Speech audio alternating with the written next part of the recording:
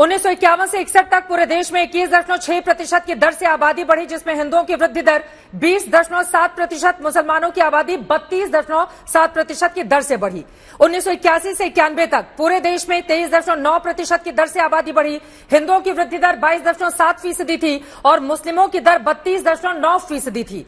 उसके बाद 2001 से 2011 तक की बात करें, पूरे देश में 17.7% की दर से आबादी बढ़ी, जिसमें हिंदुओं की वृद्धि दर 16.7% थी तो मुस्लिम आबादी 24.7% थी।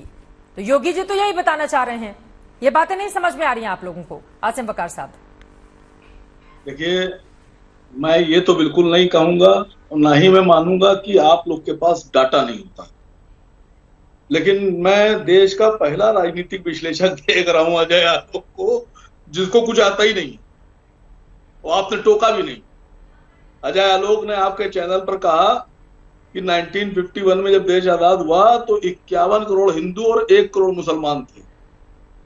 वो आज मुसलमान इतने होंगे। नहीं, 47 में आजाद हुआ था। 47 में, हाँ 47, अब ठीक कर लिया। देश आजाद 47 में 51 करोड़ हिंदू और 1 करोड़ मुसलमान। 51 करोड़ हिंदू और 1 करोड़ मुसलमान बता रहे हैं ये 1947 में। इनके पास जानकारी नहीं, कहां से बिठा लेते हैं, कैसे लुल टाइप के राजनीतिक विश्लेषक लाके बिठाते हैं। 1951 में जब पहला, शब्दों की मर्यादा का ध्यान रखें। आप ठीक कर दीजिए ना सर, आप तेज कर रहे हैं, पढ़े लिखे हैं, आपके पास ज्यादा जानकारी, करेक्ट कीजिए उनको। मना किसने किया है आपको? उनको बोलने दीजिए ना। 1951 में जब पहला बोलने दीजिए ना, कंसेंसस देखेंगे। 1951 में जब पहला सेंसस हुआ तो अजय आलोक जी सुन लीजिए, उस वक्त देश में हिंदू आबादी थी 30 करोड़ कुछ लाख और मुसलमान थे लगभग 4 करोड़। और 2021 के आंकड़ों के हिसाब से हिंदू आबादी है 119 करोड़ कुछ लाख। अब अंदाजा लगा लीजिए आपके आंकड़ों का कितने झूठे और फरेबी आंकड़े आपके, या तो आप झूठ बोलते हैं या आपके पास जानकारी ही नहीं। आप बिना जानकारी के आदमी हैं और आगे टीवी पे बैठ जाते हैं। मैं तो एतराज लगा रहा हूं इसके ऊपर। ऐसे सब जानकारी आपके पास गैर जानकार लोगों को टीवी पे बिठा के देश को क्या मैसेज करना चाह रहे हैं आप लोग? क्या पूरे देश को जाहिल और अनपढ़ और गवार बनाना चाह रहे हैं? बिल्कुल ऐसा ही कि उसके पास कोई आंकड़ा ना। अरे तो आपने जागरूक कर दिया ना आसिम वकार साहब। अब मेन मुद्दे पर आ जाते हैं। मैंने तो यहाँ पर 3 बार का आंकड़ा दिया, किसकी आबादी कितनी तेजी से आगे बढ़ी है, उस पर भी कुछ बोल लीजिए। मैं तो योगी आदित्यनाथ, ठीक है आपने उनको करेक्ट कर दिया। अब इससे आगे बढ़ते हुए इसीलिए 4 लोग बैठते हैं कि अगर कहीं से कोई चूक हो जाए तो दूसरा उसको ठीक कर सके, ये तो अच्छी बात है। और आपने बता भी दिया, लेकिन कम से कम पर्सनल और व्यक्तिगत शब्द ऐसे चुने जाएं जिससे कम से कम जो दर्शक देख रहा हो उसको ऐसा ना लगे कि हम किस तरह के डिबेट देखने के लिए बैठे हैं। मैं आ जाती हूँ, अजय आलोक कुछ बोलना चाह रहे हैं, लेकिन मैंने जो सवाल आपसे पूछा था कि जो वृद्धि दर है हिंदुओं की और मुसलमानों की, उसको लेकर बार बार सवाल खड़े होते रहे हैं और वो तो आंकड़ा भी इस बात को लेकर पुष्ट करता है इसको। अब इस आंकड़े को तो आप नहीं झुठला पाएंगे। मैं आपसे यही कह रहा हूं कि जब 30 करोड़ 51 में थे और आज 119 करोड़ हैं, तो इसको मल्टीपल कर लीजिए, आप मल्टीपल कर लीजिए। और जब 4 करोड़ मुसलमान थे और आज करीब 18.5 करोड़ हैं, इसको मल्टीपल कर लीजिए आप। अभी आपको सारे आंकड़े मिल जाएंगे। क्या आपका आंकड़ा झूठा, मेरा आंकड़ा झूठा, सब मालूम पड़ जाएगा। भाई 30 करोड़ से लगभग 120 मान लीजिए, तो 25% के आसपास आ गया हिंदू आबादी हमारी, और 4 करोड़ से 18.5, इसको जोड़ लीजिए।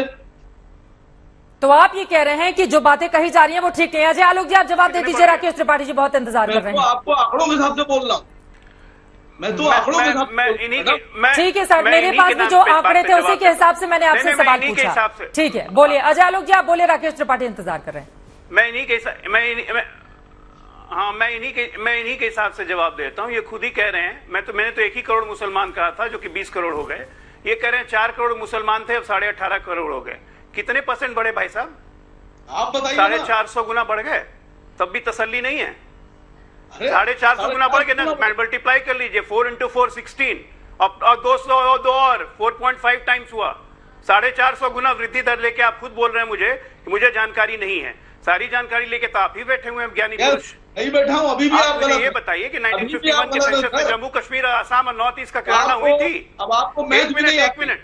1951 के सेंसस में जम्मू कश्मीर नॉर्थ ईस्ट को छोड़ दिया गया था, जरा उसको भी जोड़ लीजिए, तब हिसाब अपना बैठाइएगा। आज की बात व्यक्तिगत सच्चाई ये है कि आप लोग हर चीज को राजनीतिक चश्मे से देखने लगते हैं, जो कि ठीक नहीं है। ये आबादी देश की आबादी है, कोई हिंदू मुस्लिम की आबादी नहीं है। अब मैं कह रहा हूं टारगेट करने तो आपके कम्युनिटी के भले के लिए, आपके कम्युनिटी के खराबी के लिए नहीं है। ओवैसी साहब आपके हैदराबाद के सांसद, पिछले 50 साल से उनको वो उनका परिवार सांसद होते रहा, कितने मुसलमानों को गरीबी से निकाल दिया उन्होंने हैदराबाद में। कम से कम उनकी हालत के बारे में सोच लेते। और उनकी तो आबादी कितनी बढ़ा दी, उनकी आबादी कितनी बढ़ा दी, क्या अच्छी बात है? आप हमारी अच्छी बात तो पसंद ही नहीं करते हैं आप लोग। राकेश त्रिपाठी जी, अगर इस तरह की बातें हो रही हैं और लग रहा है कि एक वर्ग जिम्मेदार है या जो कोई भी जिम्मेदार है, जनसंख्या में वृद्धि जिस तरह से हो रही है, तो नियंत्रण करने के लिए क्यों नहीं आप लोग कानून लेकर आते हैं? सिर्फ बातें ही क्यों होती है इस मुद्दे पर? नहीं, बिल्कुल लेकर के आएंगे, इसमें किसी प्रकार की कोई कंफ्यूजन न रखें, आसिम वकार न रखें, अनुराग भदौरिया जी न रखें, बिल्कुल कानून लेकर के आएंगे, व्यापक जन विमर्श की बात लेकर के आएंगे। ये बात सही है कि आज तक का दंगल जब हम इस पर चर्चा कर रहे हैं तो ये कि व्यापक जन विमर्श के लिए एक विषय वस्तु उपलब्ध कराने का काम कर रहे हैं और पर्सपेक्टिव समझ में निकल करके सामने आ रहा है कि आसिम वकार की समझ क्या कहती है, अनुराग भदौरिया की समझ क्या कहती है, अजय आलोक जिसको किस रूप में देखते हैं, और भारतीय जनता पार्टी का इस पर व्यू क्या है। ये बात जनता के बीच में आ रही है और जनता इसके आधार पर अपना एक मन बनाती है। मैं मानता हूं ये एक ऐसे विषय हैं जिन विषयों पर केवल कठोर कानून के डंडे से इसको नियंत्रित नहीं किया जा सकता है। इसमें जन सहभागिता जरूरी है, इसलिए जन समझदारी का विकसित होना भी इसमें आवश्यक है और इसलिए सकारात्मक चर्चा होनी चाहिए। दो विषय इसमें अलग अलग तरीके से एड्रेस किए गए हैं। एक, जनसंख्या की वृद्धि अपने आप में चिंता का कारण है और दूसरा, जनसांख्यिकी असंतुलन, यह दूसरी चिंता का कारण है। आपके 3-4 दिन पहले आपके चैनल पर चित्रा जी खबर चल रही थी कि झारखंड के एक जिले में कहीं पर जनसंख्या के असंतुलन के कारण वहां स्कूलों में इस बात की डिमांड की गई है कि हमारी पूजा पद्धति, हमारी प्रार्थना के आधार पर हमारे स्कूल की जो प्रार्थना है, हमारे स्कूल के जो पाठ्यक्रम है उसको बदला जाए। यही खतरे उत्पन्न होते हैं आज उत्तर प्रदेश में, विशेष करके पश्चिमी उत्तर प्रदेश में, बरेली में, मुरादाबाद में, अलीगढ़ में, मुजफ्फरनगर में, हम बिजनौर में जब देखते हैं तो ये खतरे हमको सामान्य रूप में दिखाई पड़ते हैं। सुप्रीम कोर्ट में हजारिका कमेटी की जो रिपोर्ट रखी गई है ये उसको शायद आसिम वकार साहब ने नहीं पढ़ा होगा, पढ़ा होता तो शायद चिंता व्यक्त करते कि असम में क्या स्थिति उत्पन्न हो रही है, पश्चिम बंगाल में क्या स्थिति उत्पन्न हो रही है, बिहार के सीमावर्ती जिलों में क्या स्थिति उत्पन्न हो रही है। और आसिम वकार साहब आंकड़े की जुबानी आप समझ लीजिए, देश जब आजाद हुआ और आज 60 वर्षों में 4.27% की दर से हिंदू घटे हैं और 4.48% की दर से मुस्लिम बढ़े हैं। इस बात को समझना होगा आपको। और मैं बार बार कह रहा हूं, अगर आप मुस्लिमों की नुमाइंदगी करने का दावा करते हैं तो आप कम से कम समस्याओं को समझें। ये बढ़ती हुई जनसंख्या सबके लिए नुकसानदायक और वर्ग विशेष की बढ़ती हुई जनसंख्या उस वर्ग विशेष के लिए भी नुकसानदायक है। उस वर्ग विशेष को मिल रहे अवसरों में भी कहीं ना कहीं समस्याएं उत्पन्न होती हैं, उस समाज में समस्याएं उत्पन्न होती हैं, क्षेत्र विशेष में समस्याएं उत्पन्न होती हैं और देश की सुरक्षा के लिए, एकता अखंडता के लिए यह निश्चित तौर पर खतरा है। हमने अपने जो ऐतिहासिक तथ्यों को हमने जो देखा है, जिस बात का जिक्र मैंने देश के विभाजन से जोड़ करके कहा, जब हम आतंकी गतिविधियों को देखते हैं तो हम मानते हैं कि इस प्रकार की जनसंख्या के असंतुलन से अन्य प्रकार के खतरे उत्पन्न होते हैं जिसके सामाजिक दुष्प्रभाव हैं। और इसलिए आज उत्तर प्रदेश के मुख्यमंत्री योगी आदित्यनाथ जी ने एक गंभीर समस्या की ओर आज पूरे देश का ध्यान आकृष्ट किया है। मैं मानता हूं इस पर जन विमर्श होना चाहिए, अलग अलग प्रकार के पक्ष निकल करके सामने आने चाहिए और इसके समाधान के लिए सबको अपनी भागीदारी लेनी चाहिए। ठीक है, आसिम वकार बहुत देर से मुस्कुरा रहे हैं, उनका जवाब ले लेते हैं। उसके बाद जब भारत सरकार से इस बाबत सवाल पूछा गया था पिछले लोकसभा में, इसको लेकर क्या बातें सामने आई थी वो मैं बताऊंगी, लेकिन आसिम वकार साहब आप इतने खुश हो रहे हैं किस बात पर? नहीं, मैं किसी बात पे खुश नहीं हो रहा हूं। मैं इस बात पे खुश हो रहा हूं कि एक सकारात्मक बहस को भी किस तरह से नकारात्मक किया जाता है। पूरी बहस में पूरी ताकत लगाकर अजय आलोक और त्रिपाठी जी ये साबित कर रहे हैं कि हिंदुओं को मुसलमानों से खतरा। अभी भी देश की बात नहीं कर रहे कि देश को क्या खतरा है और क्या नुकसान है। सिर्फ हिंदुओं को खतरा, मुसलमानों से, इसके अलावा कुछ आता ही नहीं है। मैंने जो बोलना था बोल दिया, जो लोगों ने सुनना था वो सुन लिया। अब समझना भी लोगों को है। नहीं, आपने मैं बताऊं आपसे, मैं एक चैनल पर बैठा था पहले, समझना बंद करके अगर इसको सम्यक दृष्टि से देखेंगे तो मुझे लगता है ज्यादा आपकी समझदारी विकसित होगी। सुनिए सर, मैंने एक चैनल पर एक बात बोली थी एक बार, अभी 1-2 महीने पुरानी बात है। मैंने उनसे कहा था सारे आंकड़े हटाकर खा लीजिए, बात अगर देश को बताना शुरू कर दीजिए कि जब 2013 में सरकार पलट रही थी, 2014 में सरकार आई थी, तो उस वक्त देश पे जो कर्जा था वो 31 लाख करोड़ था और 2021 में कितने लाख करोड़ है। जनता को जानना चाहिए कि 2013 में हम लोग प्रति व्यक्ति 8,000 रुपए प्रति व्यक्ति कर्जदार था, और आज हम 32,000 से ज्यादा के कर्जदार हैं प्रति व्यक्ति। इस बात की जानकारी देश को देना होगी। ये जिम्मेदारी आसिम वकार की जितनी है उससे 10 गुनी ज्यादा सरकार की, कौन रोक मीडिया की। लौट आ रहे हैं, ठीक है आसिम वकार साहब, ठीक है। ये विदेशी कर्जे को लेकर कौन कितने कर्जे में डूबा हुआ है, बहुत सारे नेता बता भी रहे हैं। बहुत सारे टीएमसी के ही विधायक हैं जिनकी ओर से कहा गया कि श्रीलंका जैसे हालात हो जाएंगे हमारे। तो जब इस तरह की कामना देश के भीतर से ही लोग करने लगेंगे तो आप क्या कीजिएगा? उस पर नहीं जाते हुए एक बार फिर से मैं चाहूंगी जरा मैनपुरी की तस्वीरें। आसिम वकार साहब, ये एक जगह का मामला हो सकता है, लेकिन वो तस्वीरें बार बार देखना इसलिए जरूरी है क्योंकि मैंने खुद रिपोर्टिंग की थी और उत्तर प्रदेश में 100 अलग अलग जगहों पर जाकर जब हमने ग्राउंड रिपोर्ट की थी तो एक परिवार का ऐसा दर्द सामने आया। एक व्यक्ति, 2 शादियां, 19 बच्चे, मुस्लिम परिवार से ताल्लुक रखने वाले ये व्यक्ति बहुत कम पढ़े लिखे, बच्चों में कोई पढ़ाई नहीं करता है। जो सबसे बड़ा बेटा है वो 32 साल का है और उनका जो सबसे छोटा बच्चा है वो 6 साल का है।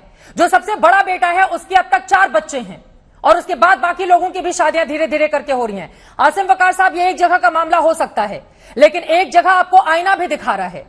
क्या ऐसे लोगों को जरूरत नहीं है कि हम जागरूक करें?